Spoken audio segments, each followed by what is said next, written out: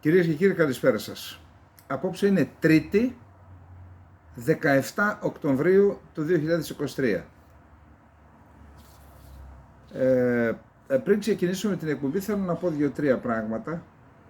Ξέρετε, έχουμε σταματήσει αυτές τις μέρες να κάνουμε και τα επαιτειακά και τα ιστορικά, αλλά να διαβάζω και τα σχόλιά σας που πολλές φορές είναι είτε αυτά που δημοσιεύονται είτε τα email που μου στέλνετε, που είναι πραγματικά εξαιρετικά ενδιαφέροντα, αλλά πρέπει να πω ότι αυτό που συμβαίνει αυτή τη στιγμή στην Μέση Ανατολή, Ισραήλ και Παλαιστίνη, είναι κατά την άποψή μου η σοβαρότερη γεωπολιτική εξέλιξη μετά την κατάρρευση της Σοβιετικής Ένωσης.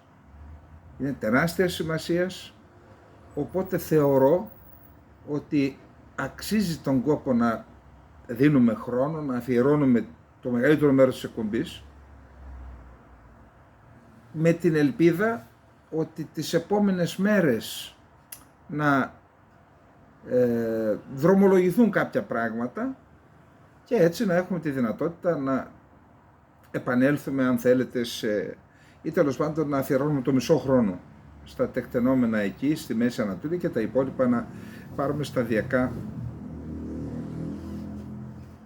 Πάμε λοιπόν να ξεκινήσουμε με αυτά που συμβαίνουν στην περιοχή. Να ξεκινήσουμε πρώτα με τα επιχειρησιακά. Είχαμε μία βολή με αντιαρματικό πύραυλο από πλευράς του Λιβάνου, απάντησαν με πυρά οι Ισραηλινοί. Είχαμε με βάση τη δήλωση του Λιβάνου 4 νεκρούς και κάποιους τραυματίες. Επίσης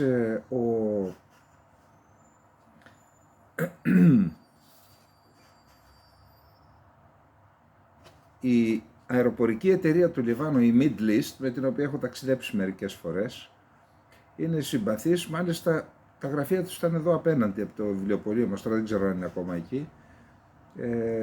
Συμπαθείς άνθρωποι είναι και οι Λιβανέζοι και η εταιρεία τους. Αποφάσισαν τα 5 από τα 24 αεροσκάφη που διαθέτουν να μετασταθμεύσουν στην Τουρκία και όχι στην Ελλάδα. Και αυτό για να τα προστατεύσουν από ενδεχόμενη επέκταση του πολέμου, να μην καταστραφούν, να μην βαρδιστεί δηλαδή το αεροδρόμιο του Λιβάνου. Ο σύμβουλος Εθνικής Ασφάλειας Τζάστι Χακέμπι του Ισραήλ δήλωσε ότι θα δοθεί ανθρωπιστική βοήθεια στη Νότια Γάζα. Θα δοθεί η δυνατότητα και η άδεια να περάσει ανθρωπιστική βοήθεια στη Νότια Γάζα. Λέγεται ότι το έθεσε ως προϋπόθεση ο Biden για να αποφασίσει να ταξιδέψει στο Ισραήλ, που είναι ήδη εκεί, σήμερα Τρίτη δηλαδή είναι εκεί. Επίσης σήμερα οι βομβαρδισμοί της πολεμικής αεροπορίας του Ισραήλ συνεχίστηκαν. Έχουμε 3 νεκρούς από την οικογένεια του Χανίγια. Έχουμε και άλλα υψηλόβαθμα στελέχη της Χαμάς, αλλά εδώ αναφέρουμε ότι 3 μέλη της οικογένειας Χανίγια που ήταν στη Γάζα σκοτώθηκαν από τους βομβαρδισμούς. Οι νεκροί, με βάση την ανακοίνωση του Υπουργείου Υγείας των Παλαιστινίων, είναι 3.000 και οι τραυματίες έφτασαν τις 12.500. Ο εκπρόσωπος της Χαμάς, ο Χασέμ, δήλωσε ότι ο Biden, επειδή στην αρχή ο Biden είχε μια ισορροπία στις δηλώσεις του, μιλούσε το δικαίωμα του Ισραήλ στην αυτοάμυνα, αλλά μιλούσε και για Παλαιστινιακό κράτος και ανθρωπιστική βοήθεια, να μην σκοτώνονται άμαχοι. Λέει τώρα ότι μετατοπίστηκε ο Biden και ότι πλέον έχει υιοθετήσει τη ρητορική του Ισραήλ, άρα οι ΗΠΑ της Αμερικής είναι ένοχοι. Σήμερα επεκτάθηκαν οι βομβαρδισμοί και στη Νότια Γάζα. Εκεί που υποτίθεται, στη Νότια Γάζα τους είπαν πηγαίνετε στη Νότια Γάζα γιατί βομβαρδίζουμε την πόλη της Γάζας. Τώρα επεκτάθηκαν και στη Νότια Γάζα. Το τελευταίο 24ωρο είχαμε 80 νεκρούς. Και είδα και στην πόλη Ράφα που είναι κοντά στο πέρασμα, και εκεί είδα ένα βίντεο που βγάζαν κάποιους νεκρούς από μια κατοικία. Πιθανόν να είχα πληροφορήσει ότι κάποιοι της Χαμάς πηγαίνουν εκεί, δεν ξέρω. Το Υπουργείο Άμυνας ο Υπουργός Άμυνας του Ισραήλ δήλωσε, με αφορμή δημοσιεύματα που λένε ότι έρχεται η Αμερική, έρχεται η Βρετανία, οι Αμερικανοί θα στείλουν στρατιώτες για να βοηθήσουν το Ισραήλ, και επειδή αυτό είναι και μια ένδειξη αδυναμίας σε αυτά τα δημοσιεύματα, θεώρησε σωστό να βγει και να ξεκαθαρίσει. Εμείς δεν θέλουμε και δεν έχουμε ανάγκη κανέναν, ό,τι είναι να κάνουμε θα το κάναμε μόνοι μας. Για να φύγει το αίσθημα αυτό που δημιουργείται, ότι σου λέει για να έρχονται εδώ δεν μπορούμε να τα βγάλουμε πέρα μόνοι μας. Το ξεκαθάρισε αυτό. Ο αρχηγός της Στρατιωτικής Υπηρεσίας Πληροφοριών, χθες είδαμε τον επικεφαλής της Σινμπέτ. Σινμπέτ είναι η Υπηρεσία Κρατικής Ασφάλειας, Εσωτερικής Ασφάλειας. Η Μοσάτ είναι για το εξωτερικό. Αυτός είπε, εγώ είμαι υπεύθυνος που δεν ενημέρωσα έγκαιρα την κυβέρνηση και παίρνω την ευθύνη πάνω μου, ας τελειώσει ο πόλεμος και μετά θα δούμε τι και πώς. Σήμερα είχαμε και τον διοικητή της Στρατιωτικής Υπηρεσίας Πληροφοριών και λέει, εγώ είμαι υπεύθυνος που δεν αντιδράσαμε, δεν ενημερώσαμε σωστά την ηγεσία για να αντιδράσουμε έγκαιρα και αποτελεσματικό. Το Ιράν έχει κάνει μια εφαρμογή και μπαίνουν οι εθελοντές, όσοι θέλουν να δηλώσουν εθελοντές να πολεμήσουν στο πλευρό της Χαμάς, των Παλαιστινίων, μπαίνουν μέσα, δίνουν τα στοιχεία τους και λένε είμαι εδώ. Σήμερα έφτασαν τα 3,4 εκατομμύρια αυτοί που δηλώνουν ότι είναι έτοιμοι να πάνε να πολεμήσουν στο πλευρό της Χαμάς. Είδα κάποιες φωτογραφίες και στις Δερότ και στην Ασκελόν, κάποιες ρουκέτες από την πλευρά της Χαμάς. Ο Υπουργός Άμυνας του Ισραήλ, ο Γκάλαντ, είπε ότι τα μέλη της Χαμάς έχουν δύο επιλογές. Η μία είναι να παραδοθούν και η άλλη είναι να πεθάνουν. Τρίτη επιλογή δεν υπάρχει. Αυτά λοιπόν σε γενικές γραμμές. Να δούμε μερικά κείμενα πάλι σε σχέση με τα επιχειρησιακά. Είπαμε ότι οι Ισραηλινές δυνάμεις απάντησαν με βομβαρδισμούς πυροβολικού εναντίον του Νότιου Λιβάνου μετά την εκτόξευση του αντιαρματικού πυράβλου στην πόλη Μέτουλα, από την οποία τραυματίστηκαν ελαφρά 2 άτομα. Ο Ισραηλινός στρατός ανακοίνωσε ότι έπληξε τη νύχτα της Δευτέρας προς Τρίτη, χθες βράδυ, τρομοκρατικούς στόχους αναφερόμενος σε θέσεις της Χεσμολάχ στο Λίβανο. Ο Λίβανος δηλώνει ότι από τους βομβαρδισμούς αυτούς υπήρχαν 4 νεκροί, χωρίς να λέει τι ήταν οι νεκροί, αν ήταν μέλη της Χεσμολάχ ή όχι. Ο Ισραηλινός στρατός πλήττει στρατιωτικούς στόχους της τρομοκρατικής οργάνωσης Χεσμολάχ στο έδαφος του Λιβάνου, ανακοίνωσαν οι Ισραηλινές ένοπλες δυνάμεις. Η ένοπλη πτέρυγα της Παλαιστινιακής οργάνωσης Χαμάς ανακοίνωσε σήμερα Τρίτη ότι κατά τη διάρκεια Ισραηλινής αεροπορικής επίθεσης στη Γάζα σκοτώθηκε ο ανώτερος στρατιωτικός διοικητής της οργάνωσης Αϊμάν Νοφάλ. Ο Νοφάλ ήταν μέρος του ανώτατου στρατιωτικού συμβουλίου των ταξιαρχιών Εζεντίν Αλ-Κασάμ και υπεύθυνος της ένοπλης πτέρυγας της Χαμάς για την περιοχή της κεντρικής Γάζας. Αυτά σύμφωνα με το Reuters.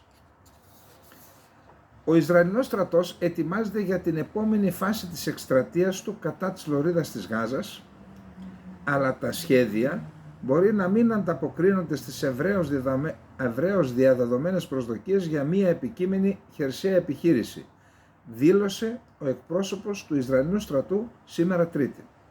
Προετοιμαζόμαστε για τα επόμενα στάδια του πολέμου. Δεν έχουμε πει ποια θα είναι. Όλοι μιλούν για τη χερσαία επιχείρηση.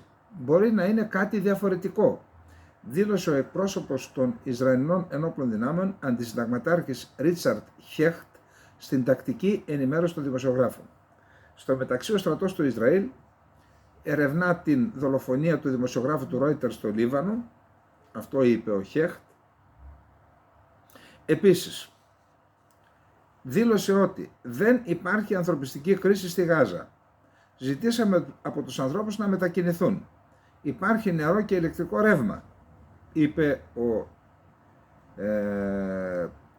σε άλλη συνέντευξη που έδωσε ο Ρίτσαρντ Χέχτ, λέγοντας ότι επικεντρώνεται σε αυτό που συνέβη στους Ισραηλινούς. είχαμε μια καταστροφή εδώ, αυτοί το ξεκίνησαν. Τώρα, εγώ μεταφέρω αυτά που διαβάζω, αλλά να λέμε ότι δεν υπάρχει και ανθρωπιστική κρίση. Βλέπετε λοιπόν, ναι, θα το διεκδικήσουμε αυτό, δεν είμαστε και μπιπ, η πρώτη ίσως παγκοσμίως που μιλήσαμε για την παγίδα που έχει στηθεί στο Ισραήλ. Δηλαδή, η Χαμάς, Χεσβολάχ, Ιράν, στο βάθος Ρωσία και πιο βάθος Κίνα, είδαν τι συμβαίνει στην περιοχή, είδαν τις προσπάθειες του Ισραήλ και της Αμερικής να αποκαταστήσουν σχέσεις στην περιοχή με αποκορύφωμα την προσέγγιση Ισραήλ-Σαουδικής Αραβίας και προσπάθησαν να βρουν τρόπο όλο αυτό να το τινάξουν στον αέρα. Ποιος ήταν ο τρόπος? Ο τρόπος ήταν να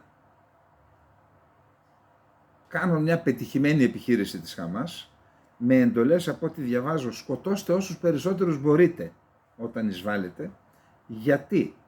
Για να δημιουργήσουν το αίσθημα της ήττας στο Ισραήλ και να καταστήσουν υποχρεωτική την εισβολή στη Γάζα, η οποία εισβολή, ό,τι και να γίνει, θα είναι πολυέμακτη, ανάμεσα στους νεκρούς θα υπάρχουν και άμαχοι, και αυτό ήταν έτοιμοι, αυτό ήταν το σχέδιο, να προκαλέσουν την εισβολή για να συσπυρώσουν Σιήτες και Σουνίτες, την μουσουλμανική ούμα δηλαδή, που είναι ο μουσουλμανικός κόσμος, να τους στρέψουν εναντίον του Ισραήλ και της συνεργού χώρας των ΗΠΑ της Αμερικής και να γκρεμιστεί όλο αυτό το οικοδόμημα που με εργώδεις προσπάθειες προσπαθούσε να κτίσει και το Ισραήλ και οι ΗΠΑ της Αμερικής. Γι' αυτό είπα στην αρχή ότι έχουμε την σοβαρότερη γεωπολιτική εξέλιξη μετά την κατάρρευση της Σοβιετικής Ένωσης.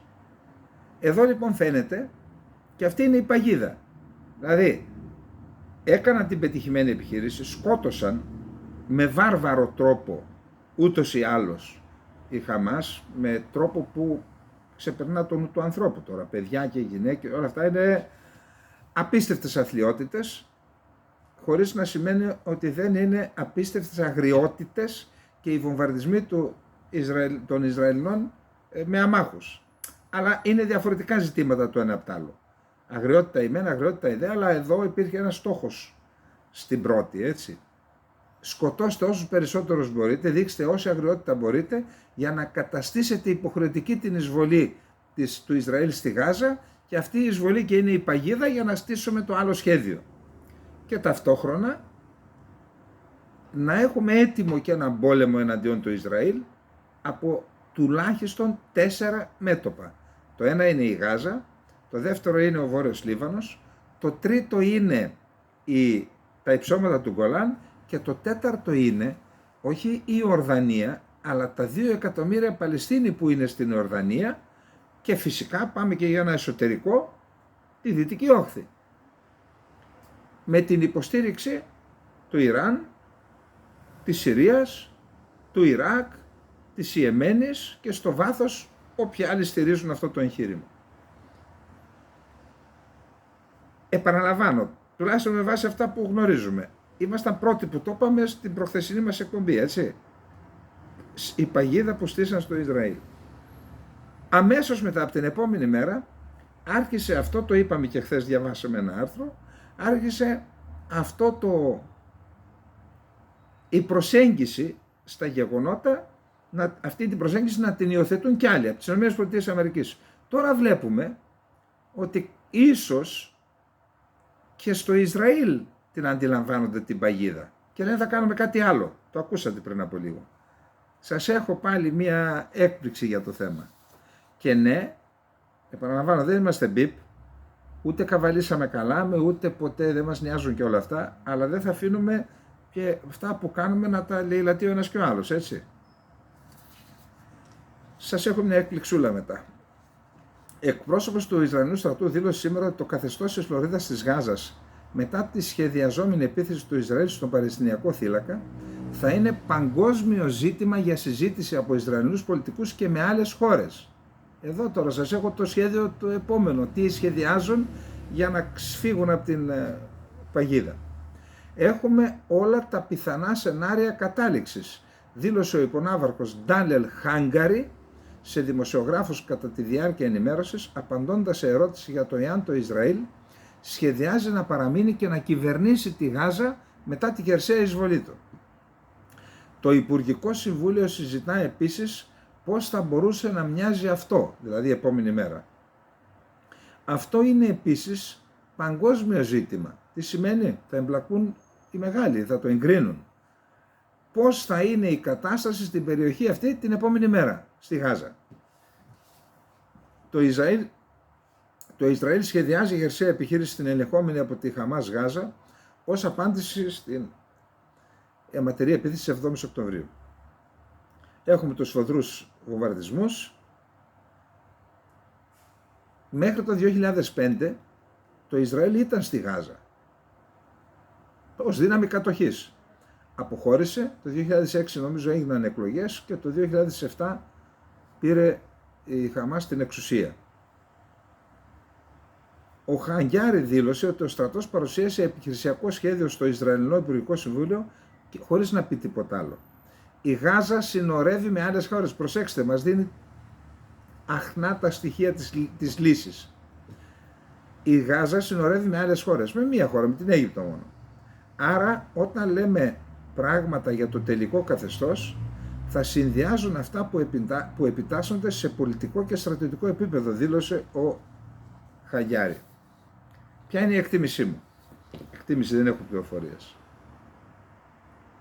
Ότι θα δημιουργήσουν μία ζώνη ασφαλείας στη Νότια Γάζα, να μην επικοινωνεί η Γάζα με την Αίγυπτο, θα κάνουν μια νεκρή ζώνη στη Βόρεια Γάζα, εκεί που είναι το βασικό πρόβλημα, και στο υπόλοιπο, κατά πάσα πιθανότητα, γι' αυτό είναι παγκόσμιο πρόβλημα, θα υπάρχει διεθνής δύναμη που θα επιβλέπει να μην ξαναεμφανιστεί η Χαμάς. Αυτό θα δούμε με ποιο τρόπο θα γίνει.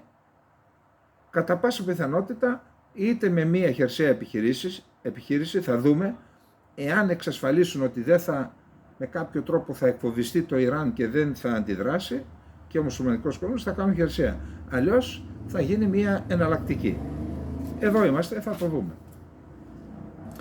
Ο Αμερικανός στρατηγός Μάικλ Κουρίλα, ο οποίος είναι διοικητής της κεντρικής διοίκησης του στρατού, του Αμερικανικού στρατού, και έχει την εποπτεία των Αμερικανικών δυνάμεων στη Μέση Ανατολή, πραγματοποίησε ένα ταξίδι αστραπής στο Ισραήλ, απροειδοποιητό. Είμαι εδώ για να διασφαλίσω ότι το Ισραήλ έχει ό,τι χρειάζεται για να υπερασπιστεί τον εαυτό του, ιδιαίτερα όσον αφορά την αποφυγή επέκτασης της σύγκρουσης από άλλα μέρη, είπε ο Κουρίλα, ο οποίος συνάντησε την στρατιωτική ηγεσία του Ισραήλ, είδα και ορισμένες φωτογραφίες, και τους είπε, εμείς είμαστε εδώ, με αυτόν τον τρόπο θα σας υποστηρίξουμε. Έχουμε η ενισχυμένη στρατιωτική παρουσία των ΗΠΑ στην περιοχή και περίπου 2.000 Αμερικανοί στρατιώτες τέθηκαν σε επιφυλακή για πιθανή ανάπτυξη στη Μέση Ανατολή προς υποστήριξη του Ισραήλ, ανακοίνωσε σήμερα το Πεντάγωνο. Σήμερα ο Υπουργός Άμυνας Λόιτ Όστιν έθεσε περίπου 2.000 στρατιώτες και διάφορες μονάδες σε κατάσταση ύψιστης ετοιμότητας, δίνοντας εντολή για προετοιμασία ανάπτυξης, αυξάνοντας την ικανότητα της αμυντικής δύναμης των ΗΠΑ να ανταποκρίνεται ταχαίως στην εξελισσόμενη κατάσταση ασφάλειας στη Μέση Ανατολή, αναφέρει το Πεντάγωνο σε ανακοίνωσή του, διευκρινίζοντας ότι αυτή τη στιγμή δεν έχει ληφθεί απόφαση για να αναπτυχθούν τώρα τα στρατεύματα, αλλά είναι η προετοιμασία. Λοιπόν, υπάρχουν τελευταία νέα από την κατηγορία αυτή. Μία ομάδα ανθρώπων στην πλατεία Κάπλαν στο Τελ Αβίβ κάνει καθιστική διαμαρτυρία και ζητάει δύο πράγματα: παραίτηση του Νετανιάχου και απελευθέρωση των ομήρων. Θεωρεί τον Νετανιάχου υπεύθυνο.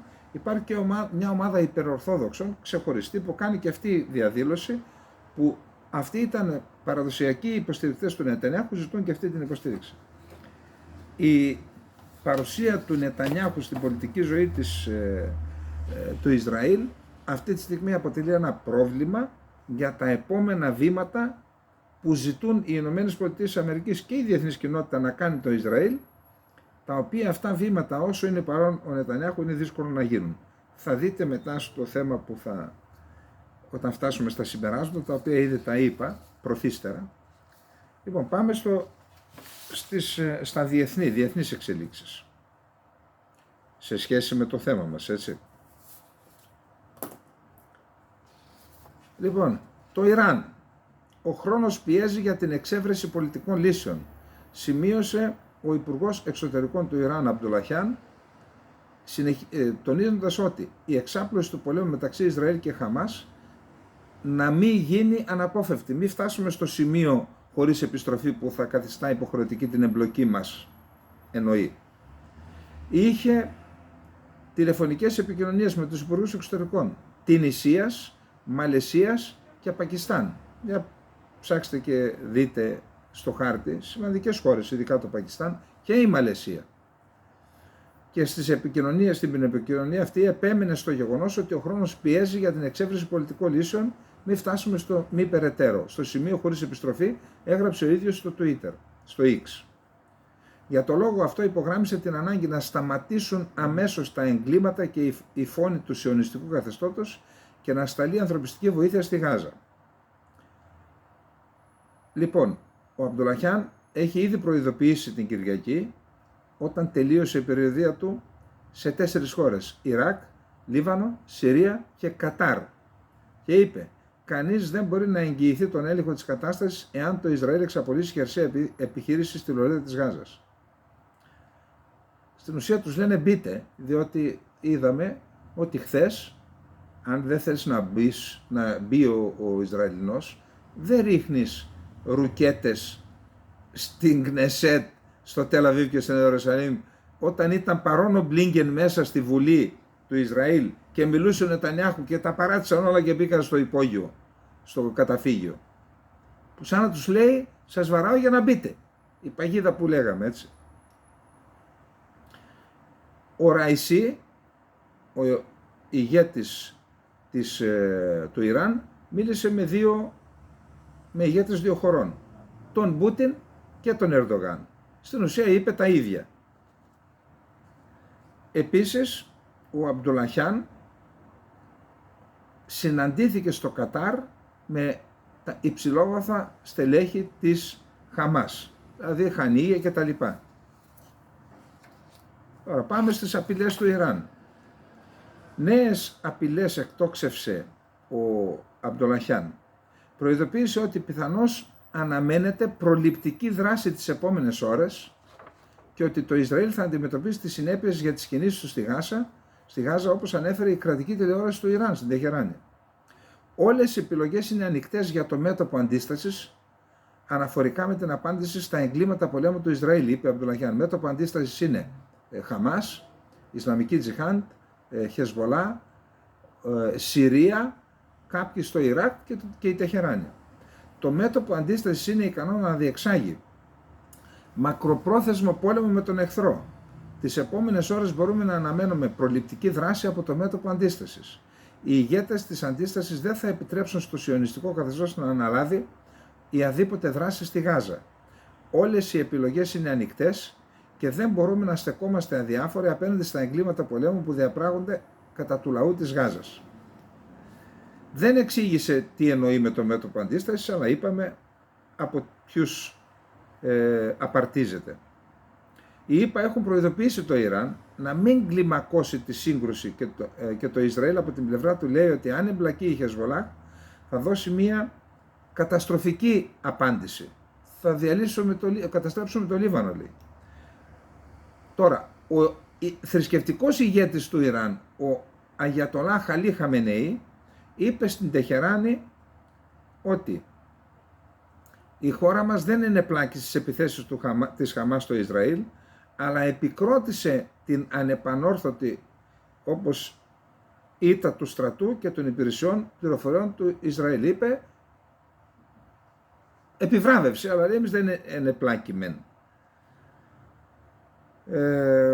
Όπως εχθές ο Ραϊσί, ο πρόεδρος, ένας είναι θρησκευτικός ηγέτης ο Αγιατολάχ, ο ένας είναι πρόεδρος, είπε ότι παρότι εμείς στηρίζουμε τον αγώνα των Παλαιστινίων, το μέτωπο αντίστασης κατά το Ισραήλ έλαβε δικές του ανεξάρτητες αποφάσεις. Λέει, μόνοι τους το αποφάσισαν.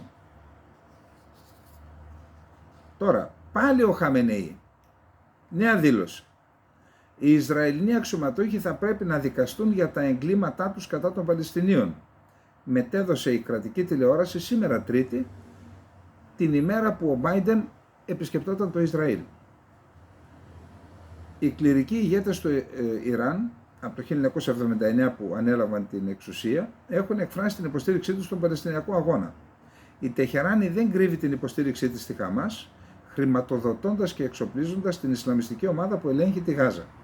Κανείς δεν μπορεί να αντιμετωπίσει τους μουσουλμάνους και τις δυνάμεις αντίστασης αν συνεχιστούν τα εγκλήματα του σιωνιστικού καθεστώτος κατά των Παλαιστινίων. Ο βομβαρδισμός της Γάζας πρέπει να σταματήσει αμέσως, είπε ο Χαμενεή. Οι αξιωματούχοι του σιωνιστικού καθεστώτος πρέπει να δικαστούν για τα εγκλήματά τους κατά των Παλαιστινίων. Προσέξτε τι έκκληση. Κανείς δεν μπορεί να σταματήσει τους μουσουλμάνους. Εννοεί την Ούμα, δηλαδή τον μουσουλμανικό κόσμο. Ο στόχος που λέγαμε του σχεδίου, ο επικεφαλής του πολιτικού γραφείου της Χαμάς, Ισμαήλ Χανίγια, δέχθηκε τηλεφώνημα από τον πρωθυπουργό της Μαλαισίας, ο οποίος εξέφρασε την ακλόνητη υποστήριξη της χώρας του στον Παλαιστινιακό λαό. Ενώ ο Αμπάς είπε ότι δεν εκφράζει, λέει, οι ενέργειες των Παλαιστινιακό λαό. Η Μαλαισία είναι μια σημαντική χώρα, με σημαντική γεωγραφική θέση, με 30 εκατομμύρια κόσμο, αλλά είναι μια ανεπτυγμένη, οικονομικά αναπτυγμένη χώρα και τεχνολογικά αναπτυγμένη. Δεδομένης της δεινής κατάστασης στη Γάζα, συνεγορώ στεναρά για την άμευση πάυση των βομβαρδισμών και τη δημιουργία ενός ανθρωπιστικού διαδρόμου στη Ράφα, έγραψε ο πρωθυπουργός της Μαλαισίας στο X. Είναι επίσης επιτακτική ανάγκη για το Ισραήλ να εγκαταλείψει την προσήλωσή του στην πολιτική της εκμηδένισης, να προβεί σε κατάπαυση του πυρός με τη Χαμάς και να επιδιώξει πραγματικά μια ειρηνική επίλυση για τον τερματισμό της συνεχιζόμενης σύγκρουσης. Σε αυτό το πνεύμα δεσμευόμαστε να παρέχουμε ανθρωπιστική βοήθεια, ιδίως με τη μορφή τροφίμων και φαρμάκων, για να ανακουφίσουμε τα δεινά όσων έχουν ανάγκη. Ο Μπάιντεν είπαμε ότι είναι στο Ισραήλ, επί 7 ώρες είχε συνομιλίες με τον Νετανιάχου και άλλους κορυφαίους Ισραηλινούς αξιωματούχους. Θα μεταβεί αύριο στην Ιορδανία, στο Αμάν, και θα γίνει μια τετραμερής μεταξύ των προέδρων ΗΠΑ, Αιγύπτου, Ιορδανίας και του Αμπάς από την Παλαιστίνη. Το θέμα, όπως αντιλαμβάνεστε, είναι να συζητηθεί και η επόμενη μέρα. Ο Μπάιντεν θα επαναλάβει ότι η Χαμάς δεν αντιπροσωπεύει το δικαίωμα του Παλαιστινιακού λαού στην αξιοπρέπεια και την αυτοδιάθεση και θα συζητήσει εκ νέου τις ανθρωπιστικές ανάγκες των αμάχων, είπε ο Τζον Κίρμπι, εκπρόσωπος του Συμβουλίου Ασφάλειας του Λευκού Οίκου. Τώρα, εδώ είμαστε. Το Ισραήλ ζήτησε από τις ΗΠΑ επίγουσα βοήθεια ύψους 10 δισεκατομμυρίων δολαρίων, σύμφωνα με τους New York Times, οι οποίοι επικαλούνται 3 αξιωματούχους. Όταν λέει 1, 2, 3, για την αξιοπιστία. 3. Όπως σημειώνει το δημοσίευμα, οι Αμερικανοί βουλευτές αναπτύσσουν τώρα ένα πακέτο βοήθειας για το Ισραήλ και την Ουκρανία. Ο σύμβουλος Εθνικής Ασφάλειας του Προέδρου των ΗΠΑ, ο Τζέικ Σάλιβαν, δήλωσε ότι η Αμερικανική κυβέρνηση σκοπεύει να ζητήσει σημαντικά μεγαλύτερο ποσό από τα 2 δις δολάρια για να βοηθήσει την Ουκρανία, το Ισραήλ και για άλλες ανάγκες. Το NBC ανέφερε ότι ορισμένοι Ρεπουμπλικάνοι στη Βουλή των Αντιπροσώπων είναι σκεπτικοί σχετικά με για να πάνε πακέτο η βοήθεια σε Ισραήλ και Ουκρανία. Θέλουν να τα διαχωρίσουν, τα γνωστά κόλπα. Τώρα πάμε στα συμπεράσματα. Καταρχάς, αμφισβητείται με αυτήν τη διαδικασία η παγκόσμια κυριαρχία των ΗΠΑ και μια κυριαρχία που ήδη αμφισβητείται από την Κίνα και από την Ρωσία, οι οποίοι επιδιώκουν τη δημιουργία ενός πολυπολικού κόσμου, BRICS και η πεντάδα της Σανγκάης και όλα αυτά. Τώρα λοιπόν μπήκαμε και στην πράξη, στο πεδίο αμφισβητείται, με αυτήν την κίνηση της Χαμάς και ό,τι έχει επακολουθήσει. Προσπάθησαν, όπως είπαμε, μιλάμε ότι ήταν ένα τεράστιο σχέδιο. Συμφωνίες του Αβραάμ, το Ισραήλ να συμφιλιωθεί με τον αραβικό κόσμο, είπαμε με τη Σαουδική Αραβία, και έχουμε και αυτόν τον άξονα Ινδία, Ομάν, Σαουδική Αραβία, Ιορδανία, Ισραήλ, Ελλάδα, Ευρώπη, ο οποίος θα δείτε παρακάτω, έχουμε αυτή τη στιγμή συνέδριο για τον δρόμο του μεταξιού στο Πεκίνο. Δίνουν τεράστια σημασία και είναι και παρόν και ο Πούτιν εκεί. Δεν είναι τυχαίο που γίνονται αυτά τώρα, έτσι. Άρα πάνε αυτό να τον γκρεμίσουν, να το οδηγήσουν στην κατάρρευση. Και το σχέδιο του Ισραήλ και το σχέδιο των ΗΠΑ, αλλά και αυτόν τον άξονα που προαναφέραμε. Τώρα, είπαμε ότι είναι μια παγίδα, είναι έξω από τη Γάζα ο Ισραηλινός στρατός, μένει, αν δεν μπει, έχει φορτωθεί την ήττα της 7ης-8ης Οκτωβρίου, αν μπει, μπαίνει στην παγίδα, ενεργοποιούνται όλα αυτά που έχουν προετοιμάσει οι αρχιτέκτονες αυτής όλης της επιχείρησης, εννοώ η συσπήρωση του μουσουλμανικού κόσμου εναντίον του Ισραήλ και των ΗΠΑ, και έχουμε και το ενδεχόμενο της εξάπλωσης του πολέμου. Λοιπόν, είπαμε ότι ποιο είναι το πιθανό, αν δηλαδή δεν κάνουν τελικά την επιχείρηση εισβολής, ποιο είναι το πιθανό σχέδιο για την Γάζα για να μην επανεμφανιστεί η Χαμάς, δηλαδή να μην έχει επικοινωνία απευθείας η διοίκηση της Γάζα με την Αίγυπτο, να παρεμβάλλεται το Ισραήλ εκεί ή κάποια διεθνής δύναμη, η Βόρεια Γάζα να είναι νεκρή ζώνη και στο κέντρο όπου θα κατοικούν οι υπόλοιποι να υπάρχει πιθανόν μια δύναμη του ΟΗΕ, μια διεθνής διοίκηση, ούτως ώστε να μην επιτρέπεται η επανεμφάνιση της Χαμάς. Όσον αφορά το σχέδιο που αναφέραμε εδώ, να δούμε τι λέει ο Τόμας Φρίντμαν, ένας Αμερικανός διανοούμενος και αναλυτής. Διαβάστε, ακούστε τι λέει και συγκρίνεται με το σχέδιο όπως την εξίσωση που έλυσα πριν από 3 μέρες. Όταν η ανταποκριτήρια των Times, πάμε να το σημειώσουμε, αλλάζουμε, πώς το λένε αυτοί που είναι στα παιχνίδια, αλλάζουμε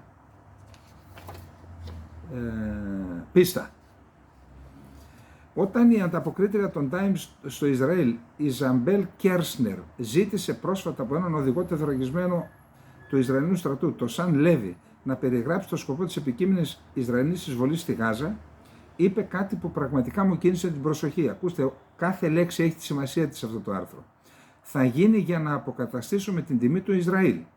Οι πολίτες βασίζονται σε εμάς για να νικήσουμε τη Χαμάς και για να απομακρύνουμε την απειλή από τη Γάζα μια για πάντα. Εδώ και χρόνια έχω μάθει ότι 3 από τις πιο επικίνδυνες λέξεις στη Μέση Ανατολή είναι το μια για πάντα. Όλες οι Ισλαμιστικές τζιχαντιστικές οργανώσεις, η Ταλιμπάν, η Χαμάς, το ISIS, η Αλ-Κάιντα, η Παλαιστινιακή Ισλαμική Τζιχάντ, η Χεσμολάχ, η Χούδη, έχουν βαθιές ρίζες στις κοινωνίες τους. Παράλληλα, υπάρχει μια ατέλειωτη στρατιά νέων ανδρών, πολλοί εκ των οποίων δεν έχουν δουλέψει ποτέ τους, είναι στην οργάνωση και τους τρέφει η οργάνωση, ή δεν είχαν ποτέ μια ερωτική σχέση, δηλαδή δεν έχουν αγάπη για τη ζωή στην ουσία. Ένας θανατηφόρος συνδυασμός που καθιστά εύκολο να κινητοποιηθούν και να κατευθυνθούν σε να κάνουν αδιανόητες πράξεις.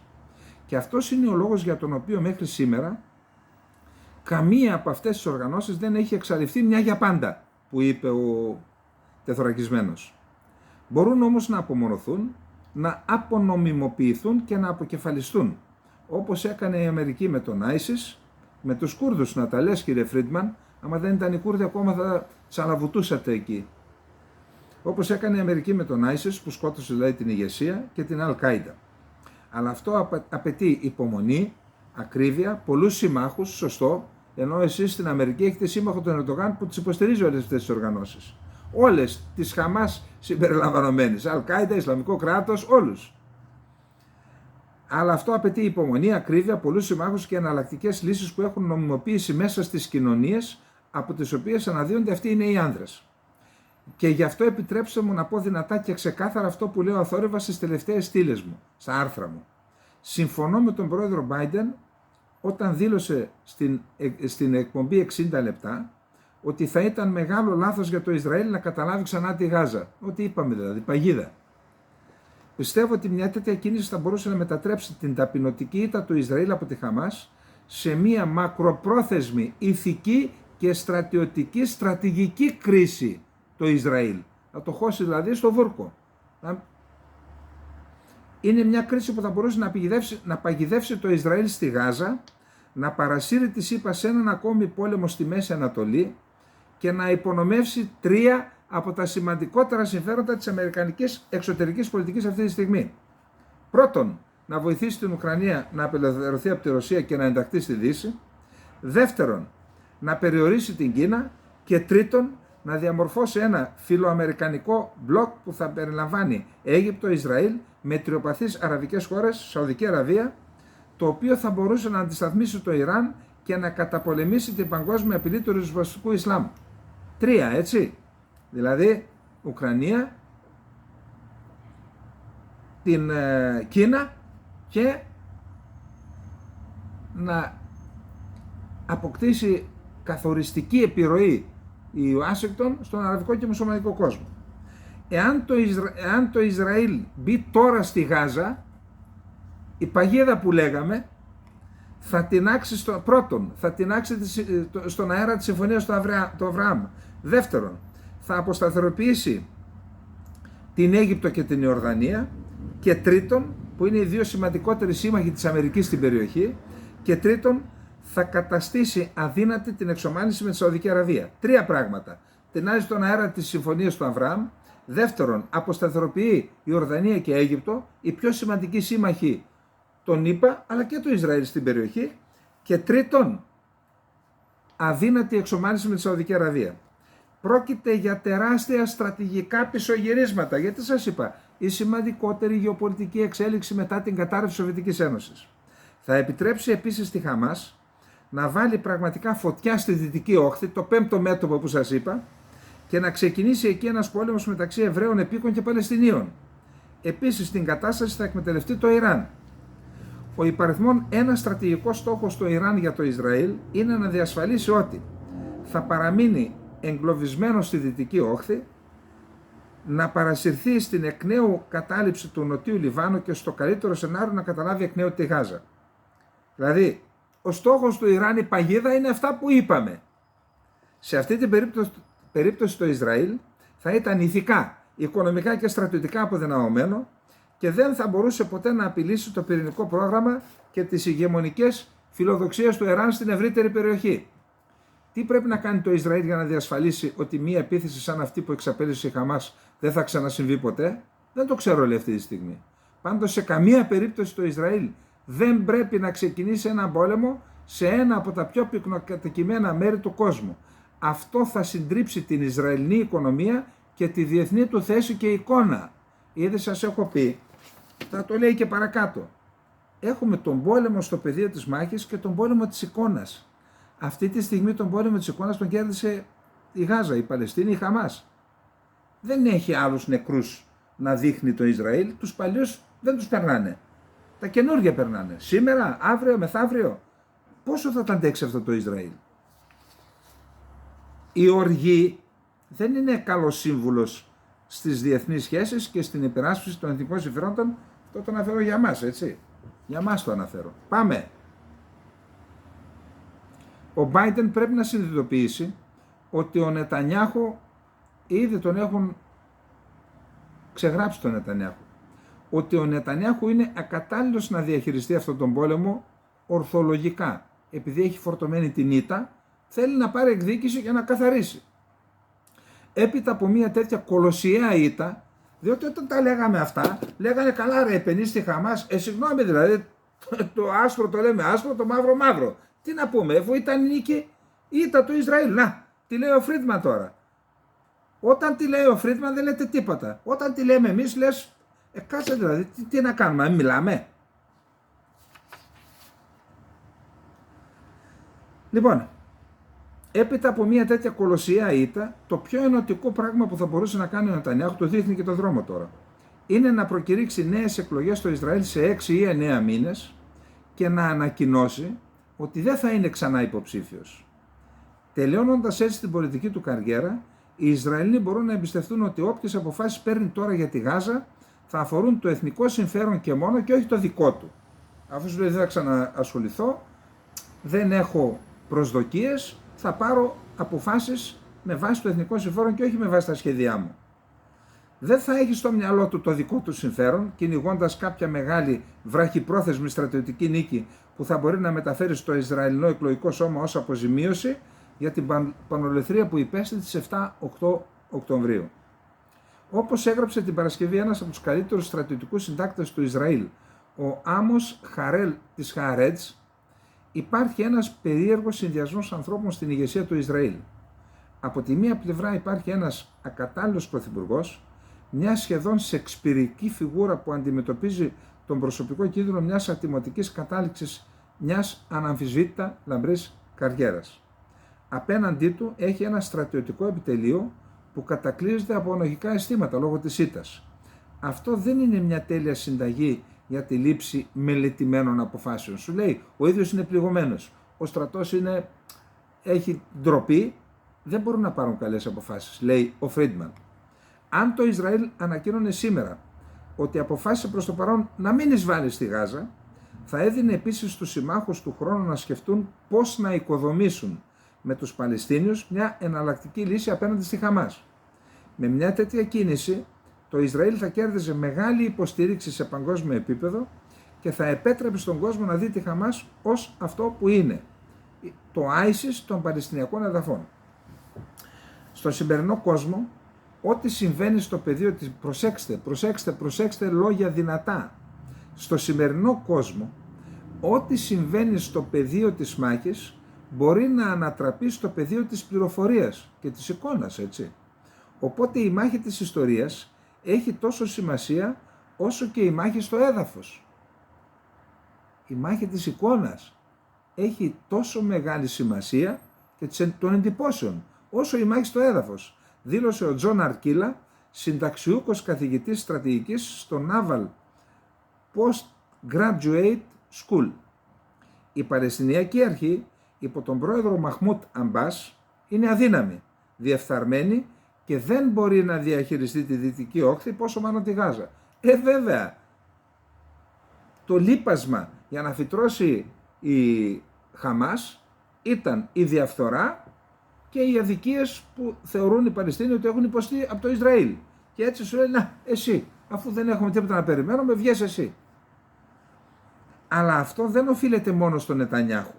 Είτε το πιστεύετε είτε όχι, το γεγονός ότι ο Αμπάς, ο ηγέτης των Παλαιστινίων της Παλαιστινιακής Αρχής, εξόρισε τον πιο αποτελεσματικό ηγέτη που είχε ποτέ, τον πρώην πρωθυπουργό Σαλάμ Φαγιάντ, είναι ένας τεράστιος παράγοντας που κάτι που κάθε φίλος των Παλαιστινίων θα πρέπει να φωνάζει και όχι να κατηγορεί μόνο το Ισραήλ, να κατηγορούν και τον Αμπάς δηλαδή, που έδιωξε έναν αξιόπιστο, που ένας με αξιόπιστο πολιτικό λόγο μπορούσε να αποδυναμώσει τη Χαμάς. Την ίδια ώρα, το Ισραήλ πρέπει να επανεξετάσει εντελώς το ζήτημα των επίκων αν θέλει να αντικαταστήσει τη Χαμάς στη Γάζα. Οι έπικοι ξεσηκώνουν τον κόσμο και στη Δυτική Όχθη. Αν το κίνημα των επίκων συνεχίσει να θέτει τους όρους του για το τι είναι επιτρεπτό στην Ισραηλινή πολιτική και τι όχι, διαφαίνεται μια άλλη καταστροφή στη Δυτική Όχθη. Καμπανάκι βαράει. Το συμπέρασμα, απλά κάντε αυτή την ερώτηση. Εάν το Ισραήλ ανακοίνωνε σήμερα ότι παραιτείται προς το παρόν από μια ολοκληρωμένη εισβολή στη Γάζα, ποιος θα χαιρόταν, ποιος θα ανακουφιζόταν και ποιος θα αναστατωνόταν? Αυτοί που είναι σίγουρο ότι θα αναστατωνόταν ή θα αναστατώνονταν είναι το Ιράν, η Χεσμολάχ, η Χαμάς και ο Βλαντιμίρ Πούτιν. Ότι αν δηλαδή το Ισραήλ έλεγε σήμερα σταματήστε, εμείς σταματάμε, δεν κάνουμε επίθεση. Αυτοί που θα αναστατώνονταν θα ήταν το Ιράν, η Χεσμολάχ, η Χαμάς και ο Πούτιν. Γιατί? Διότι έτσι δεν θα έπεφταν στην παγίδα που στήσαμε. Πραγματικά. Δηλαδή τι άλλο να πούμε, για πέστε μου. Εντάξει, μπορείτε να πείτε ότι γιατί χαίρεσε τόσο πολύ. Χαίρομαι γιατί βρήκαμε τη λύση ίσως πρώτη με βάση αυτό που ξέρουμε. Ακολουθούν αυτοί τώρα. Μας ακολουθούν 3 μέρες μετά. Λοιπόν, αυτά και με το... Πάμε τώρα να δούμε τι γίνεται στα άλλα θέματά μας, στην Ουκρανία. Λοιπόν, σήμερα είχαμε ένα σημαντικό επιχειρησιακό γεγονός στην Ουκρανία. Είχαμε την πρώτη προσβολή στόχου με ATAK-MS, που από ό,τι διαβάζω τους είχαν μεταφέρει οι Αμερικανοί στο ουκρανικό έδαφος, αλλά κρατούσαν τα κλειδιά, δεν τους επέτρεπαν να τους χρησιμοποιήσουν. Γιατί τους χρησιμοποιούν τώρα? Λόγω των εξελίξεων στη Μέση Ανατολή. Επειδή θεωρούν ότι εκ των πραγμάτων και εξ αντικειμένου ο μεγάλος κερδισμένος είναι η Ρωσία και η Κίνα, αλλά ο μεγάλος είναι η Ρωσία. Γιατί? Διότι η Αμερική έχει να διαχειριστεί 2 μέτωπα τώρα. Το ένα στην Ουκρανία, το άλλο στη Μέση Ανατολή. Αυτός ανοίγουν σαμπάνες στη Μόσχα. Και για να εξισορροπήσει την κατάσταση, επειδή υπάρχουν και ορισμένες εξελίξεις που ο Πούτιν είπε όλα πάνε καλά στα μέτωπα, για να πάμε σε μία εξισορρόπηση, τρώνε μία στο κεφάλι στο αεροδρόμιο του Μπερντιάνσκ. Το Μπερντιάνσκ είναι μια πόλη που ανήκει στην περιφέρεια της Ζαπορίζια, πόλη λιμάνι με στρατιωτικό αεροδρόμιο και ναυτική βάση. Παλιά ήταν της Ουκρανίας, τώρα την έχουν οι Ρώσοι. Νοτίως της Μαριούπολης στην Αζωφική θάλασσα. Εκεί λοιπόν έριξαν 6 πυράβλους, τους 3 τους εξουδετερώσαν, οι 3 έπεσαν στους στόχους και κατέστρεψαν αρκετά ελικόπτερα από ό,τι διαβάζω. Είχαν και μια αποθήκη πυρομαχικών, που σημαίνει πήγαν απολύτως στοχευμένοι. Οι ATAK-MS μπορούν να προκαλέσουν, δεν ξέρω αν μπορούν να αλλάξουν το ρου του πολέμου, αλλά μπορούν να προκαλέσουν σοβαρότατες απώλειες στην Ρωσία σε περίπτωση που δεν αναπτύξει αντιπυραυλικά συστήματα για να τους εξουδετερώσει. Γιατί είδα και ένα χάρτη ρωσικό, ποιες βάσεις μπορούν να κτυπήσουν οι Ουκρανοί με τους ATAK-MS. Ολόκληρη τη Χερσόνησο της Ταυρίδας, της Κριμαίας. Ολόκληρη. Και όλα τα εδάφη που κατέχει ο ρωσικός στρατός στο ουκρανικό έδαφος. Όλα. Και είναι και απολύτως ακριβίας, έτσι. Σαν απάντηση η Ρωσία χτύπησε ένα αεροδρόμιο, το αεροδρόμιο Σκολνι της Οδυσσού. Είδα εκεί, είχε μια δορυφορική φωτογραφία, είχε κάποιες απώλειες. Ένα αεροπλάνο πολιτικό δεν είχε, ήταν άθικτο, αλλά κάποια άλλα ελικόπτερα που ήταν εκεί τα είδα. Δεν ξέρω αν χρησιμοποιήθηκε για μη επανδρομένα αεροσκάφη η περιοχή. Ο Αμερικανός συνταγματάρχης Μάρτιν Οκόνελ δήλωσε ότι οι ΗΠΑ έχουν παραδώσει στην Ουκρανία τα 31 άρματα μάχης, μη ένα Α1 Άμπραμς που είχαν υποσχεθεί στην Ουκρανία. Ήδη είναι στα χέρια τους. Ο αναπληρωτής υπουργός υποδομών Μουσταφά Ναγέμ της Ουκρανίας δήλωσε ότι ήδη οι 22 σταθμοί παραγωγής ηλεκτρικής ενέργειας στην Ουκρανία διαθέτουν αντιπυραυλικά συστήματα και συστήματα αντιμετώπισης μη επανδρομένων αεροσκαφών για να αντιμετωπίσουν τις επιθέσεις που σχεδιάζει η ρωσική πλευρά, ο ρωσικός στρατός, οι ρωσικές ενόπλες δυνάμεις να πραγματοποιήσουν εν ώψη του χειμώνα στους σταθμούς παραγωγής ηλεκτρικής ενέργειας για να δημιουργήσουν πρόβλημα στο λαό και δυσφορία, να πλήξουν το ηθικό του λαού κτλ. Στην Βρετανία υπάρχουν 130.000 Ουκρανοί οι οποίοι διαμένουν σε σπίτια ή σε καταλύματα παίρνοντας ένα βοήθημα περίπου 500 λιρών το μήνα. Ήταν 350, τώρα είναι 500. Το ποσό που είχε προβλεφθεί για αυτήν την υποστήριξη ήταν 2,1 δισεκατομμύρια λίρες Αγγλίας, το οποίο όμως τον Φεβρουάριο, νομίζω το Μάρτιο τελειώνει και μέχρι στιγμής δεν έχει προβλεφθεί τι θα γίνει την επόμενη μέρα σε σχέση με αυτό το ζήτημα. Και η Ευρωπαϊκή Ένωση, ένα σημαντικό θέμα,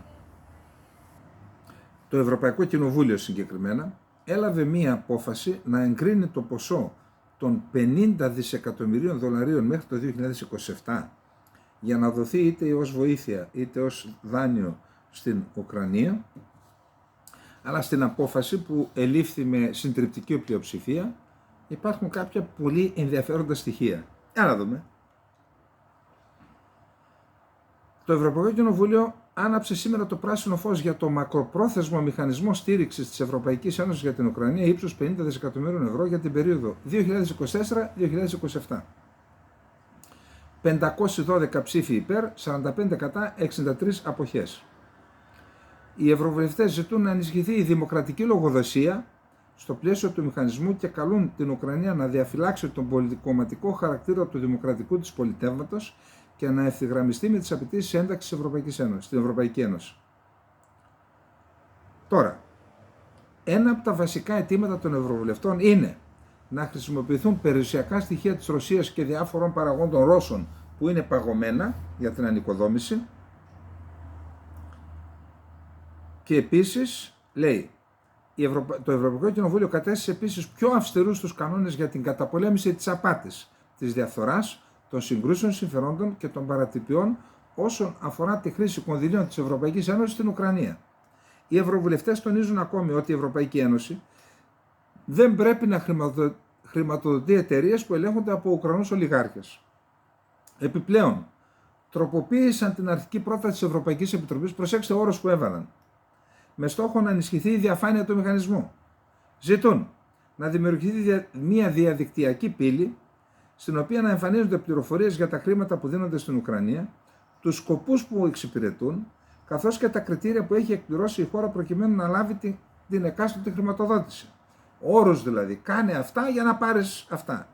Οι ευρωβουλευτές ζητούν επίσης να δημοσιοποιούνται όλα τα κονδύλια που λαμβάνει η Ουκρανία από άλλες χώρες και διεθνείς οργανισμούς. Σου λέει, μην παίρνει, αν πήρε από άλλη χώρα λεφτά για αυτή την δράση, μην παίρνει και από εμάς.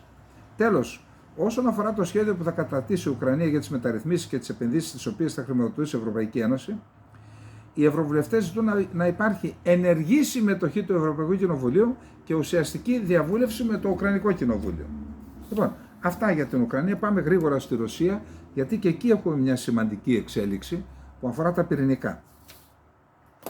Τώρα, χθες είχαμε μια ψηφοφορία στο Συμβούλιο Ασφάλειας του ΟΗΕ. Ήταν ένα ψήφισμα, πρόταση ψηφίσματος της Ρωσίας για να δοθεί ανθρωπιστική βοήθεια. Το απέρριψαν, θα δούμε ποιες χώρες, η Αμερική, η Γαλλία κτλ. Γιατί δεν υπήρχε σαφής αναφορά καταδίκης της Χαμάς. Η Ρωσία είπε, μα είναι καθαρά ανθρωπιστικό, δεν είναι πολιτικό το θέμα, λέει, γιατί να καταδικάσουμε, εκεί δεν συμφώνησαν και λέει ότι θα φέρουν καινούριο ψήφισμα η Βραζιλία, που πιθανόν να ψηφιστεί, θα το δούμε. Πάντως, 5 χώρες ψήφισαν υπέρ του κειμένου της Ρωσίας, μεταξύ των οποίων Ρωσία, Κίνα και οι Ηνωμένα Αραβικά Εμιράτα, προσέξτε τα Εμιράτα, 4 συμπεριλαμβανομένων των ΗΠΑ, της Γαλλίας και του Ηνωμένου Βασιλείου καταψήφισαν, 6 χώρες απήχαν. Και έρχεται καινούργιο ψήφισμα από την Βραζιλία. Ο Πούτιν, πριν αναχωρήσει να πάει στο Πεκίνο όπου βρίσκεται τώρα, συνομίλησε με τον Νετανιάχου και συνομίλησε και με άλλους ηγέτες της άλλης πλευράς. Για να δούμε τι έγινε.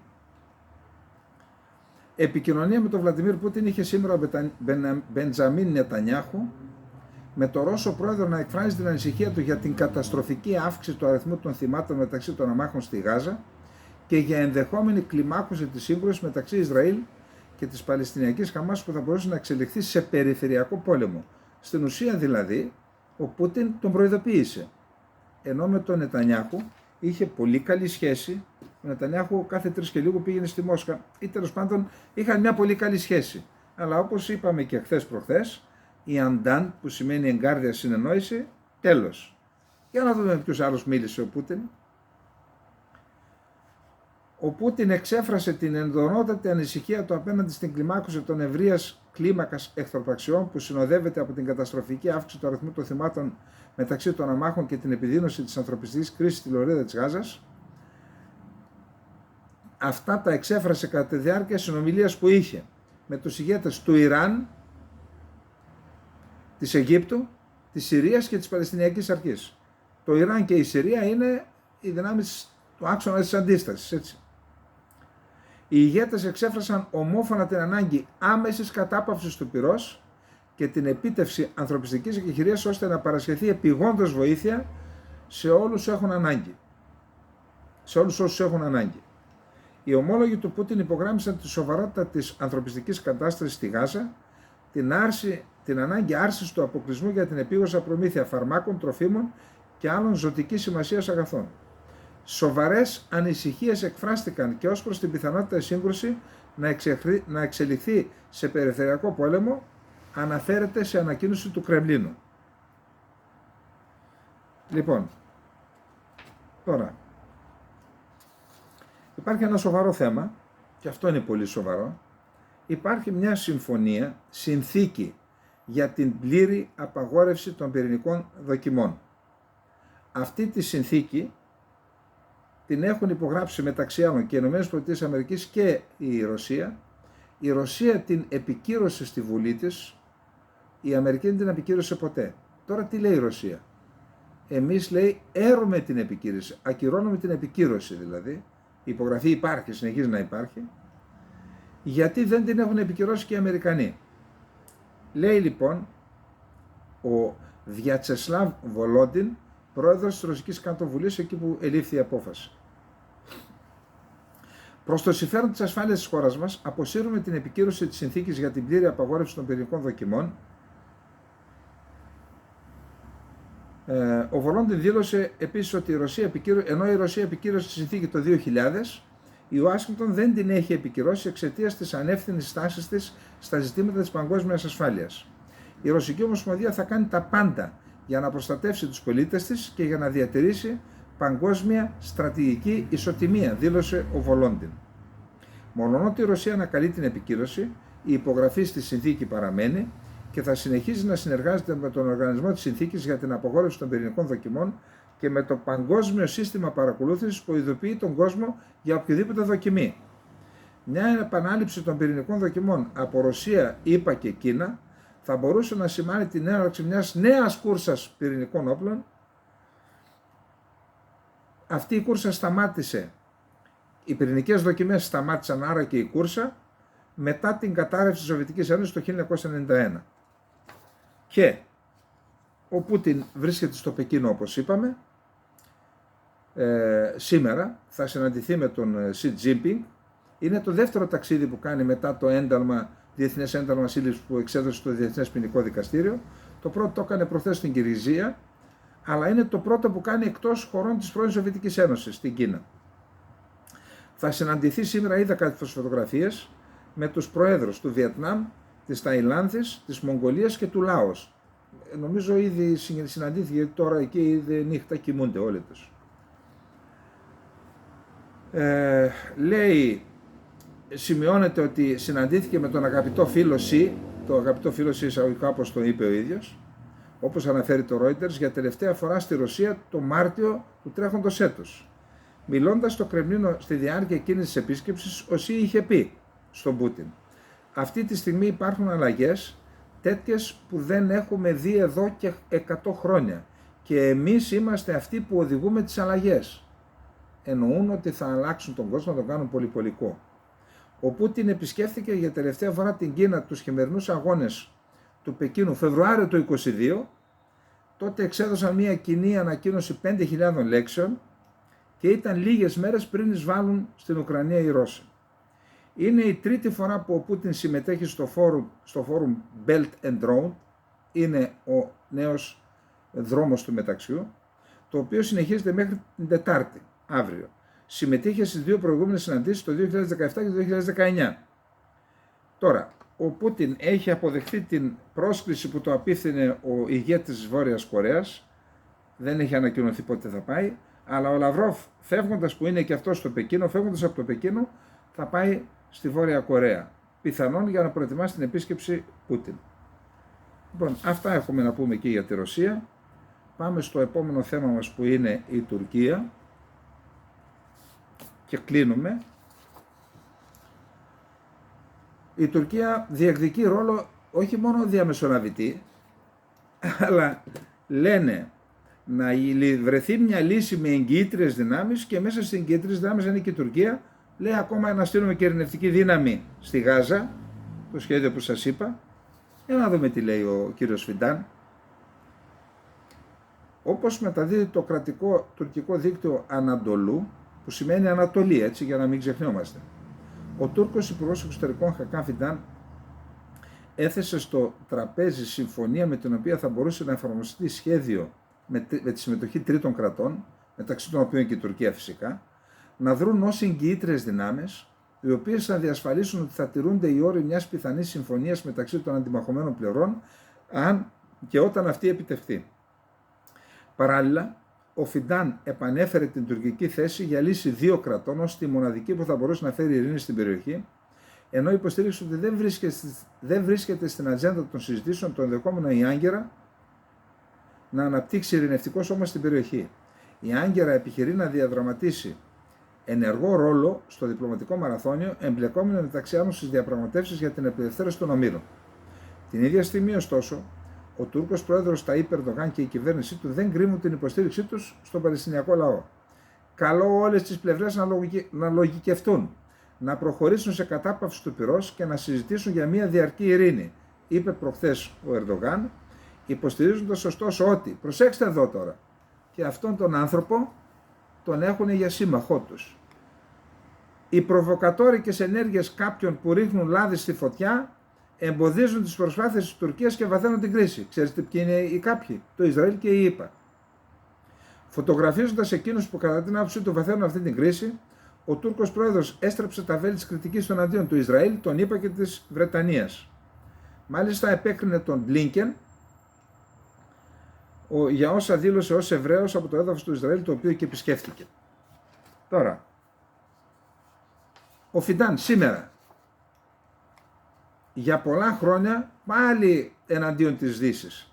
Για πολλά χρόνια οι ηγεμονικές δυνάμεις με την ισχύ που έχουν και τα μέσα μαζικής ενημέρωσης δημιούργησαν δικές τους εντυπώσεις και έκαναν να ξεχαστεί η πραγματική διάσταση του Παλαιστινιακού.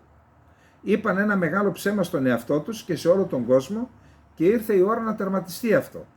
Πρέπει να αλλάξουν οι ορολογίες. Εισβάλλεις στα εδάφη του, παίρνεις το σπίτι του, το καταστρέφεις, τον πετάς έξω και μετά στη θέση του βάζεις κάποιον άλλον. Γι' αυτό έχουν μία ορολογία, έπικος. Αυτό είναι κλοπή, ληστεία και έτσι πρέπει να χαρακτηριστεί. Είπε χαρακτηριστικά ο επικεφαλής τουρκικής διπλωματίας. Θέλετε να σας τα ξαναδιαβάσω? Το ποίημα το ξέρει καλά, ξέρετε γιατί? Γιατί αυτό εφαρμόζουν στην Κύπρο και αλλού. Και στο Καραμπάχ και στο Βόρειο Ιράκ και στη Συρία. Ακριβώς αυτό εφαρμόζουν. Δηλαδή, εισβάλλεις στα εδάφη του άλλου, παίρνεις το σπίτι του, το καταστρέφεις, τον πετάς έξω και μετά στη θέση του βάζεις κάποιον άλλον. Και αυτή είναι η έπικη, ο επικισμός. Αυτό έκαναν στην Κύπρο, αυτό κάνουν στο Αφρίν, αυτό κάνουν στην περιοχή τους Τσαραμπλούς, αυτό κάνουν στον Κυρεσπή, αυτό κάνουν στον Αγκόρνο, στο Αρτσάχ. Δεν έχουν πραγματικά, μιλάμε τώρα να δείτε τι τους σούρουν από κάτω οι Κούρδοι. Μα λέει αυτά κάνεις σε εμάς. Κατηγορείς το Ισραήλ και κάνεις τα ίδια σε εμάς και χειρότερα. Συνεχίζει. Τέτοια ψέματα δεν γίνονται αποδεκτά, ενώ τα δικά σου γίνονται, έτσι. Και αυτό έδειξαν και τα τελευταία γεγονότα. Αυτή η μέθοδος δεν φέρνει ειρήνη και ασφάλεια στους Ισραηλούς και στους Παλαιστινίους. Πρέπει να τερματιστεί η προσπάθεια αποκρύψης της βίας και των αδικιών. Και τα δικά σου να τα κουκουλώνουμε, έτσι. Τις γενοκτονίες, τις ενδοκαθάρσεις. Έχει έρθει η ώρα η διεθνής κοινότητα να κάνει ένα σοβαρό βήμα για τη λύση δύο κρατών με την ίδρυση του Παλαιστινιακού κράτους στα σύνορα του 1947 και πρωτεύουσα την Ιερουσαλήμ. Εύχομαι αυτά να μαζευτούν οι πόντιοι, οι Μικρασιάτες, οι Αρμένοι στη Θεσσαλονίκη να τα επιθυμήσουν το Ερντογάν αυτά. Δηλαδή, εισβάλλεις στα εδάφη του άλλου, παίρνεις το σπίτι του, το καταστρέφεις, το πετάς έξω και μετά στη θέση του βάζεις κάποιον άλλον, τους έπικους. Αυτά κάνει η Τουρκία. Γιατί δεν τα λέμε, να μαζευτούμε στη Θεσσαλονίκη, εκεί που θα τον υποδεχθεί ο κύριος Μητσοτάκης, και να το υπενθυμίσουμε. Και στον κύριο Μητσοτάκη, γιατί και αυτοί τα ξεχνάνε, ξέρετε. Έχουν άλλα στο μυαλό τους. Ο Μπαχτσελή. Η Ιερουσαλήμ είναι το κλειδί της μοίρας μας. Δεν χάνεται όταν μας λένε ότι χάθηκε. Δεν πέφτει όταν μας λένε ότι έπεσε. Το Ισραήλ δεν μπορεί να το αντέξει αυτό. Δεν θα το αντέξει. Μην νομίζουν πως το Ισλάμ είναι μόνο η Ιερουσαλήμ και η Γάζα. Όλη αυτή η περιοχή είναι του Ισλάμ. Οι πέτρες είναι Ισλάμ, τα βουνά είναι Ισλάμ, ο αέρας είναι Ισλάμ, το χώμα είναι Ισλάμ, τα πουλιά είναι Ισλάμ, η λύκη είναι Ισλάμ και όλων αυτών ο προστάτης είναι ο Αλλάχ. Ο Μπαξελή, συγκυβερνήτης του Ερντογάν. Σχολιάζοντας την αποστολή των αμερικανικών αεροπλανοφόρων, ο Μπαξελή είπε: «Είναι μια μεγάλη απειλή που δεν μπορεί να αγνοηθεί και είναι δείγμα ανευθυνότητας των Αμερικανών. Είναι σωστή και γενναία απόφαση της Τουρκίας να κάνει ναυτικές ασκήσεις στην περιοχή ως απάντηση και ως αντίπεινα». Τι να πεις τώρα. Τη χώρα που οι Αμερικανοί, ξέρετε, έχασαν το Πακιστάν, έχασαν το Ιράν, δεν θέλουν να χάσουν και την Τουρκία. Ιδάλλως τη βγάζουν από την πρίζα για μια εβδομάδα και η Τουρκία δεν θα υπάρχει πλέον. Θα τρώνε ο ένας τον άλλον, για να μην πω και τα άλλα, δεν χρειάζεται να τα πω. Αυτοί λοιπόν έχουν το θράσος τώρα και να τα βάζουν με... Λοιπόν, πολύ γρήγορα, σήμερα πήγε για τις 25 του μηνός η Μπελέρη, 24 Οκτωβρίου η δίκη Μπελέρη, γιατί ζήτησαν την αντικατάσταση ενός μέλους του δικαστηρίου. Μας δουλεύουν οι Αλβανοί κανονικά. Είχαμε την χρησιμοποίηση της Κύπρου, ήρθαν πρώτοι Αμερικανοί από το Ισραήλ στην Κύπρο, πολύ ευχαριστημένοι Αμερικανοί, είναι σημαντικό αυτό για την Κύπρο. Και επίσης είχαμε την ομιλία του Έλληνα Πρωθυπουργού για το δημογραφικό. Δηλαδή, οι υπεύθυνοι για την καταστροφή της χώρας όσον αφορά το δημογραφικό προτείνουν λύσεις τώρα. Προτού προτείνουμε λύσεις, πρώτα αναλαμβάνουμε την ευθύνη για αυτή την κατάσταση. Και για τα 5 χρόνια, 4 που κυβερνάμε, για τις προηγούμενες κυβερνήσεις που συμμετείχαμε, κύριε Μητσοτάκη, και για το πολιτικό σύστημα που εκπροσωπείς. Πάρτε πρώτα την ευθύνη, ζητήστε μια μεγάλη συγγνώμη από τον ελληνικό λαό που καταστρέψαμε την ελληνική ύπαιθρο και τα χωριά μας, την ελληνική παραγωγή, την γεωργία, την κτηνοτροφία, την καταστρέψαμε με τις καταστροφικές πολιτικές που ακολουθήσαμε. Τώρα καταλαβαίνουμε πόσο μεγάλο λάθος κάναμε.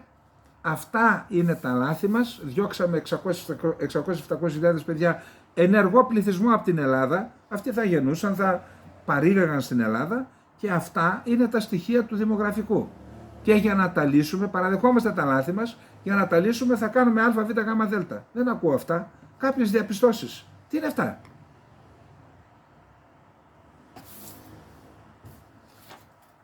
Λοιπόν, αυτά είχαμε να πούμε για απόψε. Ακούστε καλά τι είπε ο Φρίντμαν και πηγαίνετε πίσω στο σχέδιο που αναπτύξαμε εμείς για να δούμε μήπως μας αντιγράφουν κιόλας. Λοιπόν, καλή νύχτα, να είστε καλά.